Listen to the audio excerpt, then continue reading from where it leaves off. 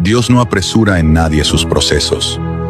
Si Dios sabe lo que te ha prometido, demanda que tengas paciencia. Te va a hacer esperar aunque no quieras esperar. Dios no mete por atajos a nadie. Si Dios sabe lo que Él te ha prometido, demanda que tengas un proceso y tengas así paciencia, te desesperes, así te afanes, así te angusties. Tienes que esperar. Dios no tiene problema con dejarte sentado y ponerte a esperar, porque sabes, porque cuando tú esperas tu fe crece, porque cuando tú esperas te das cuenta que no es con tus fuerzas sino en la voluntad y en el tiempo de Dios. La espera no es un castigo, es una preparación.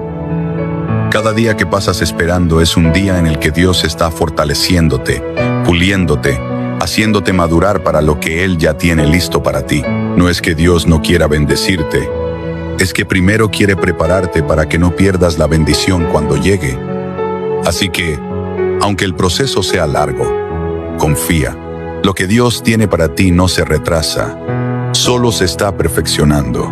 Abraham esperó, José esperó, David esperó, y cuando llegó su momento, fue más glorioso de lo que pudieron imaginar. Lo mismo hará Dios contigo. No busques atajos, no te desesperes, no te compares. Tu historia tiene un tiempo perfecto en las manos de Dios.